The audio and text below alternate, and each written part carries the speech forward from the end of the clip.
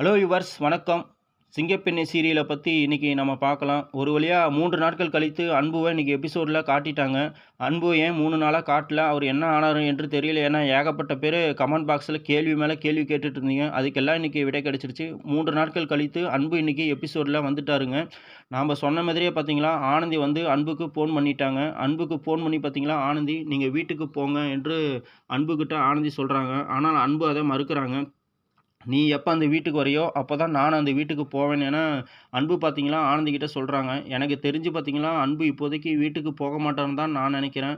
ஒருவேளை முத்து வீட்டுக்கு இல்லைன்னா வேலு வீட்டுக்கு போகலாம்னு நினைக்கிறேன். பார்க்கலாம் என்ன நடக்குதுன்ட்டு. இங்கே அடுத்தது பார்த்தீங்களா, மித்ராவோட அம்மா, மகேஷோட அம்மா, மித்ரா எல்லாம் பேசிகிட்டு இருக்கிறாங்க.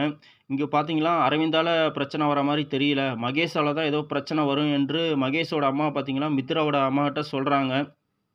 அது என்னங்க பேசிகிட்டு இருக்க போகிறாங்க, மகேஷ் மித்ராவோட கல்யாண சம்மந்தமாக தான் பேசிகிட்டு இருப்பாங்கன்ட்டு நான் நினைக்கிறேன்.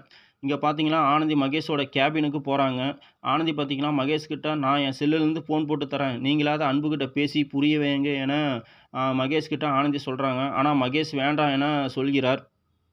டைரக்டர் எப்போது தான் அந்த திரிவேணி சங்கமத்திலேருந்து வெளியே வர போகிறாருன்ட்டு தெரியலைங்க.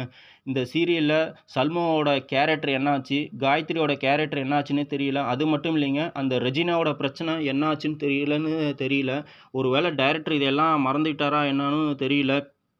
டைரக்டர் பார்த்தீங்களா, கூடிய சீக்கிரம் அந்த கன்சி ட்ராக்குக்கு ஒரு முற்றுப்புள்ளி வைத்தாரா சீரியல் இன்னும் சூப்பராக இருக்கும். இன்னும் இதையே வைத்து எத்தனை நாள் தான் எபிசோடை ஓட்ட போகிறாருன்ட்டு தெரியல. கூடிய விரைவில் இதற்கு ஒரு முற்றுப்புள்ளி வைத்தால் இன்னும் சூப்பராக இருக்கும். அடுத்து துளசியோட விஷயம் என்ன ஆக போகுதுன்னு தெரியல. துளசி தான் மெயின் வில்லியே ஆக போகிறாங்கன்ட்டு தெரியல. இல்லை அதுலேயும் ஏதாவது ட்விஸ்ட் வச்சுருக்கிறாரா என்னான்னு தெரியல. ஆனந்தி கர்ப்பமாக இல்லை, ஆனந்தியோட கர்ப்பமாக இருக்கிற தோற்றத்தை உருவாக்குனது துளசி தான் காரணமாக இருக்குமோ ஏன்னா டைரக்டர் அதில் ஒரு ட்விஸ்ட் வந்து கொண்டு போகிறாரான்ட்டு தெரியல. பார்க்கலாம் டைரக்டர் என்ன தான் கொண்டு போகிறாருன்ட்டு. நாம் ஒன்று நினச்சா டைரக்டர் அந்த இடத்துல ஒரு ட்விஸ்ட்டு வச்சு நம்மளை குழப்புறதே டைரக்டருக்கு வேலையாக போச்சு. ஓகே ஃப்ரெண்ட்ஸ், இந்த வீடியோ பிடித்திருந்தால் லைக் பண்ணுங்கள், சப்ஸ்கிரைப் பண்ணுங்கள், ஷேர் பண்ணுங்கள். தொடர்ந்து எங்கள் சேனலுக்கு ஒத்துழைப்பு கொடுங்க. எங்கள் சேனலையும் சப்ஸ்கிரைப் பண்ணுங்கள்.